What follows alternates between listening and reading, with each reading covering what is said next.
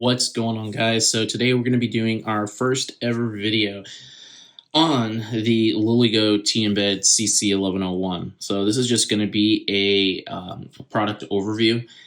We can also definitely get into another video where we go in depth with firmware and how to use certain features within that firmware. But for right now, this is just talking about the device, on what what features it has. So starting off, this is the T Embed LilyGo T Embed CC1101 version. They have another version without the sub-gigahertz, without the CC1101. The one to get, in my opinion, is the CC1101, for obvious reasons. But here you can see this is my official pointer, the Apple Pencil. It just makes things a lot easier to point out.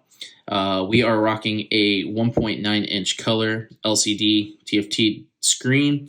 The size is 170 by 320. Here you have an 8 RGB LED encoder dial here, and then in the button is your select button. Down here is a microphone. Okay, we are running Bruce firmware 1.9.1 again for another video. Let's see, up here at the top we have a microphone cutout for it. We have a button at the top depending on the firmware that you're using. It all depends, what firmware you're using and what they're mapping this button to. But for Bruce, it is our awake button and as well as our back button. The external antennas do not come on the device like this. This is something that you do have to do yourself. For me, I ended up just making holes and feeding them through because they're about the size of like a camera screw, 1/4-20. So yeah, moving up to the front. Let's go up to the front here. A little hard to see, but right here we have the transceiver for IR. So you'll be able to send your signal to projector, television, turn it on, off, volume, that kind of thing, as well as learning signals. So if you have the remote to that TV or projector and you want to record it and save it for later use, you can do that here as well. So that's awesome.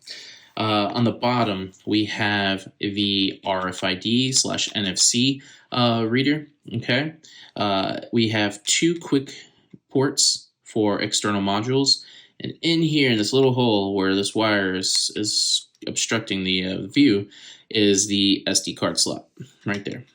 Okay. Now on this side, we have the USB port. It's both data and power, so you can do things like bad USB, as well as, of course, charging the device and flashing firmware, things like that.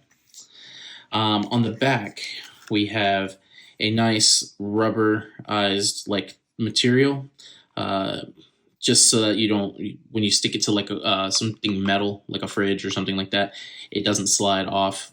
The magnets are pretty strong, but the rubber would also protect it from scratching that surface. Okay. On the inside here, we have, obviously you can see the 4 magnets on each. We are rocking a 3.7 volt, 13 milliamp battery. Okay. It's basically pretty small.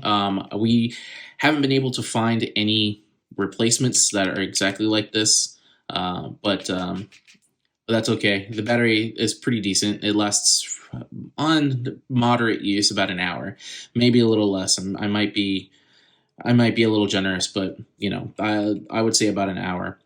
On the board itself, that you have 2 buttons. I'm not sure if we're going to be able to see the buttons because of the battery, but let's go ahead and let's just take the battery out really quick so we can kind of see what we're working with here.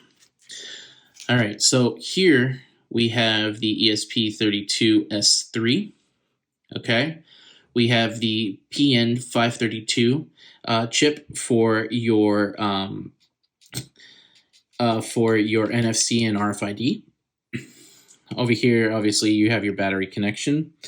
Let's see, where else are we looking at? Okay, down here, right there, is your power button. Okay, your boot button. And then all the way right there is your reset button. Okay, And then right here you have your your IPEX connector for external antennas, which is what I did. When you purchase the device itself, you're gonna get antennas like this, the flat sticker type antennas that will wrap around the front here for your Wi-Fi and as well as your sub-gigahertz. So we will. I took those off so that I could put the external ones on.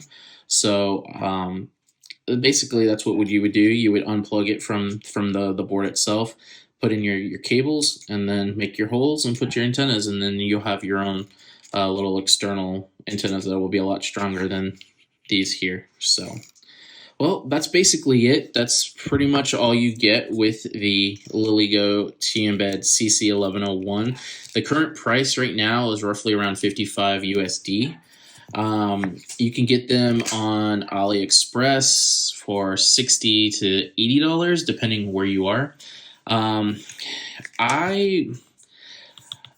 recommendation is, if you have the money, and you're willing to spend on the device just to play around with, go for it. Obviously we're very limited on firmware, so the potential is there. We're just limited by the type of firmware that we can put on the device for penetration testing and things like that. So, but that's for another video. That's the overview of the LilyGo T Embed CC1101. I hope you guys liked the video. If you guys have any questions about it, please feel free to leave a message in the description below, and I'll read them and I'll try to answer basically all the questions that I can. Awesome, guys. Take care. Have a good one. Till the next one.